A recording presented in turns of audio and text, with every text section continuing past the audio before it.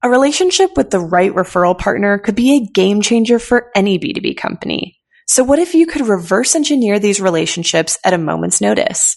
Start a podcast, invite potential referral partners to be guests on your show, and grow your referral network faster than ever.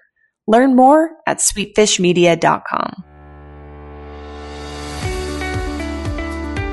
You're listening to the B2B Growth Show, a podcast dedicated to helping B2B executives achieve explosive growth. Whether you're looking for techniques and strategies or tools and resources, you've come to the right place. I'm James Carberry. And I'm Jonathan Green. Let's get into the show.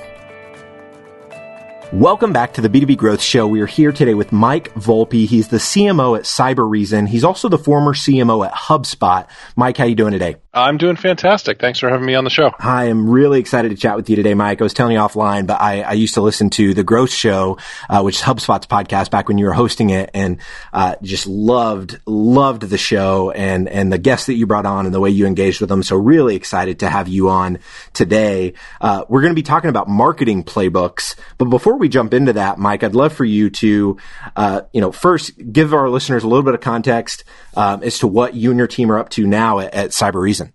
Yeah, so Cybereason is we're a cybersecurity software company, and so we provide different types of cybersecurity products to everybody from individuals, where we have a free product called Ransom Free, all the way through to some of the biggest enterprises in the world.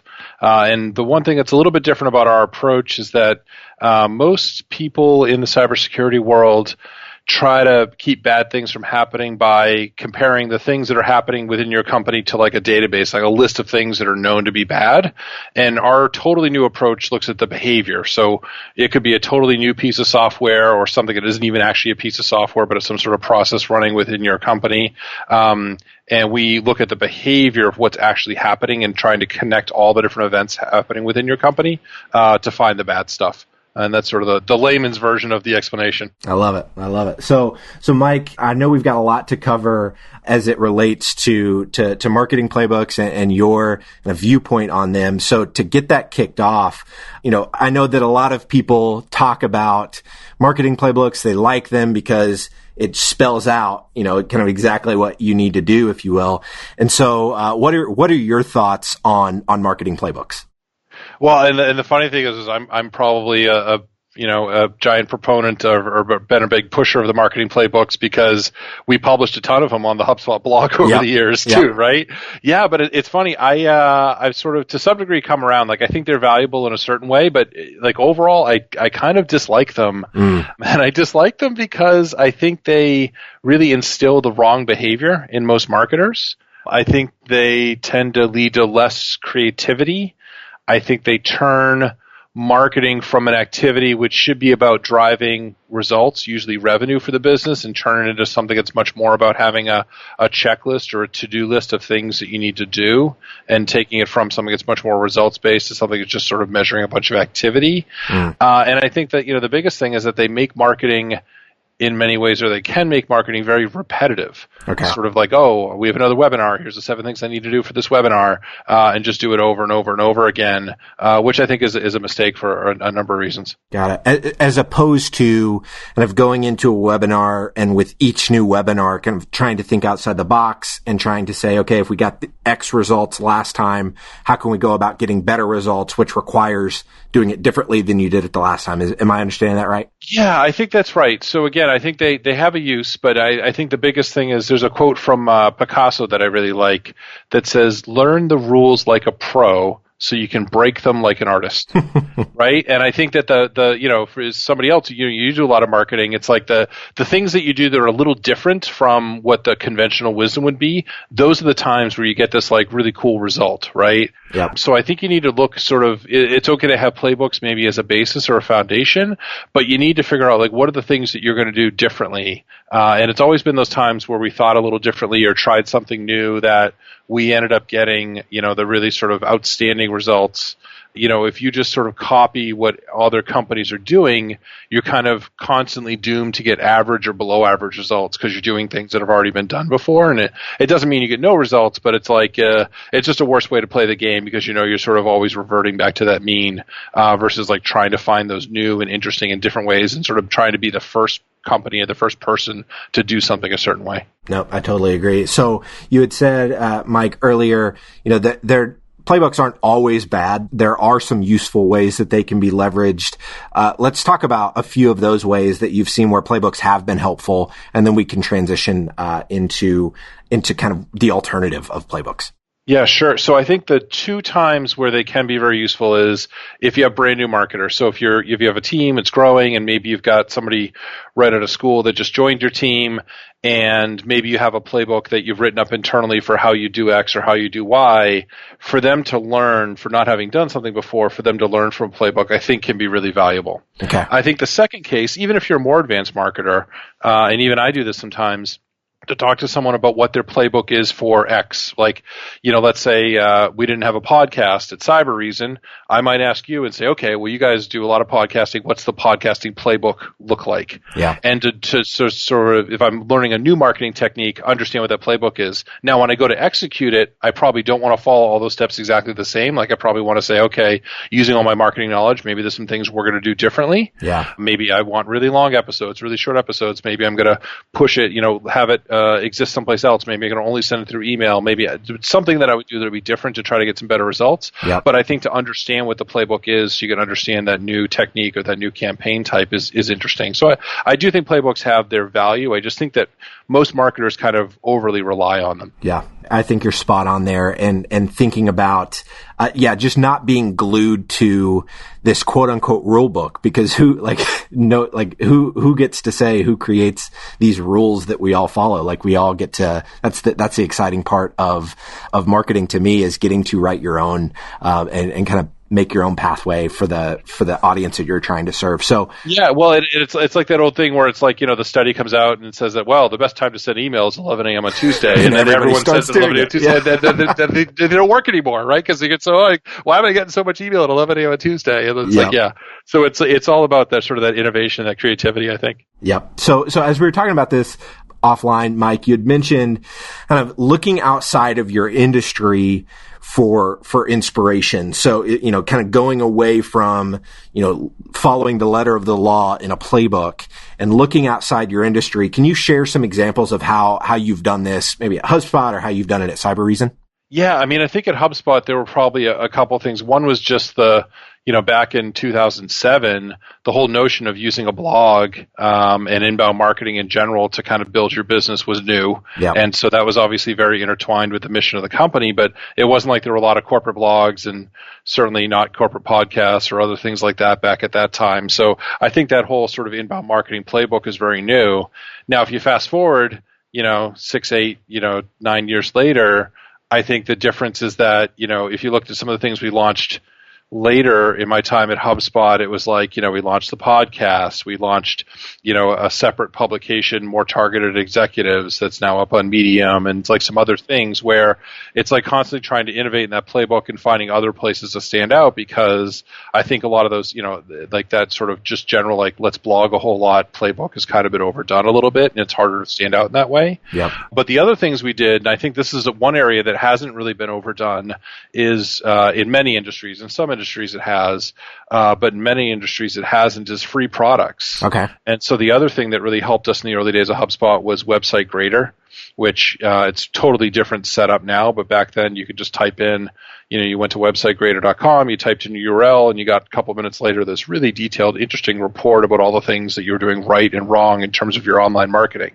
And that was a huge portion of what got us off the ground and contributed a lot of pipeline in the first few and even the following years after that. And then, at Cybereason, it's relatively rare in the cybersecurity industry to have a completely free product, because most people, like we do, we sell to the enterprise and things like that.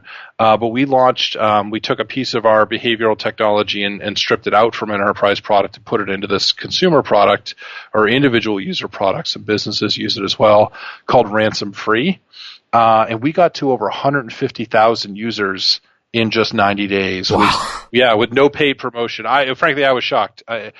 We had a ton of PR hits. It was like 200 or 300 different, articles that people wrote about it with links to it. A couple of those on some big publications like Gizmodo and Lifehacker and PC World and other places that just sent a ton of traffic to the ransom-free website. And it just totally blew up. And it just sort of shows you that if you find the right customer pain point and you create a free product around that, you can really tap into that effectively, and through just PR and sort of, not paid promotion, you can get a lot of results from it. So that was one thing that just totally floored us, and it's worked really well. So I think that whole strain sort of around free products is a really interesting thing to explore. Yeah. And I actually heard somebody talking about this just a few days ago, in a Facebook group that I'm a part of. His name's Josh Fechter, and he's talked about how he's built several of these products in a way that's hasn't been super expensive. Like he's mentioned that he's been able to find, developers on Upwork and different sites like that have been able to build, really simple but useful tools for $700-800. So I think, what is your thought around, obviously, the HubSpot and Cybereason, they are technology products. So you guys have, existing infrastructure on your team that can build out those free tools. But for a company that maybe doesn't have that, have you seen other companies doing things like what Josh suggested and just kind of outsourcing the building of a tool? Or do you think it's better when your core product is technology? That's a good question. I think it depends what industry you're in. And so I think that if the state of the art in terms of free or really cheap tools for your industry isn't that high, then I think something like, what you were just talking about could work really well.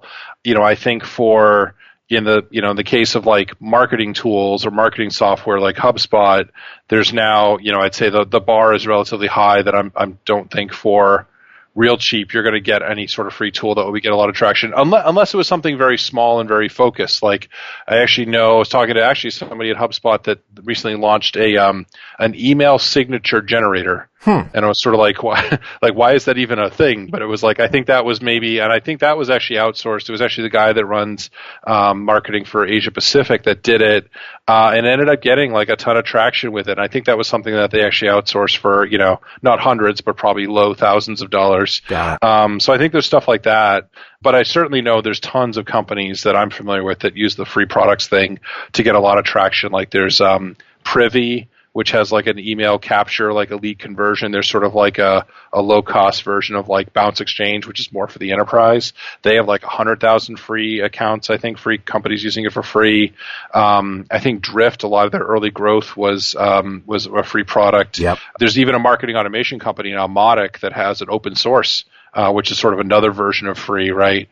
But they have an open source version as well, which is really interesting. So I think there's a ton of people starting to pursue that business model, but I think the further away you get from like marketing and sales tech, it's a less and less common model like we sort of learned at Cybereason, but still could be really effective. Yeah. So when I was seeing the article that Josh posted about this, he mentioned having the product ungated, at least at first, and because you'll get a lot of, like what you mentioned, you get a lot of PR hits, you get a lot of people linking back to you, and they are much more, he said that folks are a lot more likely to write about it if the tool is completely free, ungated.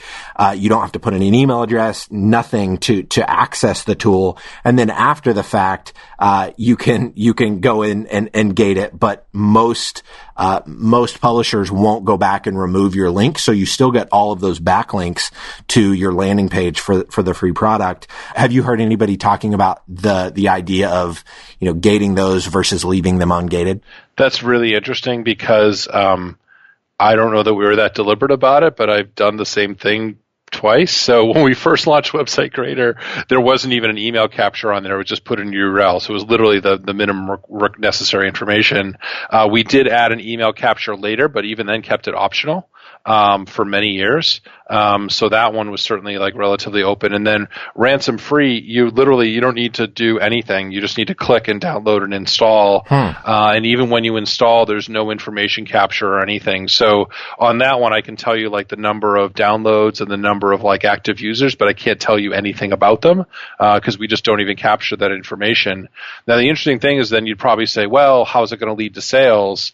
And the funny thing is that at least for our ransom-free product, we've seen a lot of companies or a lot of people, let's say this, download it, use it, like it, and then come and explore the company website and then proactively like reach out to us and contact us. So there is a button in the product if you dig in the menu to like contact us, and there's also something on the product website, the ransomfree.cybereason.com, and we've actually gotten like an increasing number of inbound inquiries coming through that.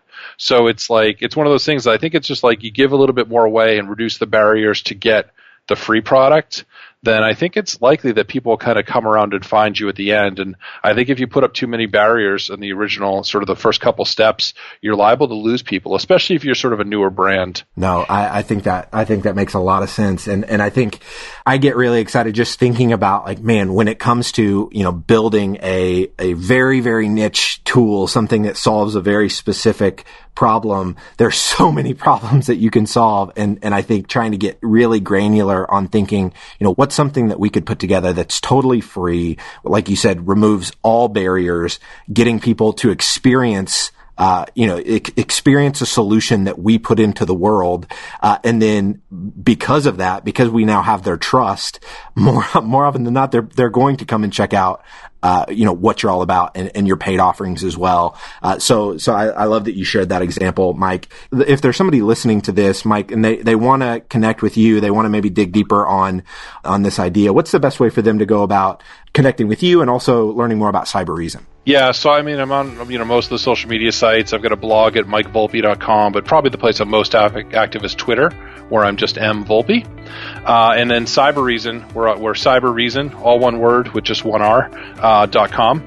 And there's a ton of stuff there. And the free product is called Ransom Free. And if you Google that or go to ransomfree.cybereason.com, you can get a hold of that and check that out as well. Awesome, Mike. Well, thank you so much for your time today. This has been fantastic. I really appreciate it. My pleasure. Thanks a ton for having me. It was fun. If you're a B2B marketer, we want to feature you on sites like the Huffington Post, Social Media Examiner, and Chief Marketer. Every week, we send out a question related to B2B marketing. We use the responses to those questions to fuel the content we write for really popular websites. So head over to sweetfishmedia.com/questions and sign up today. Thank you so much for listening. Until next time.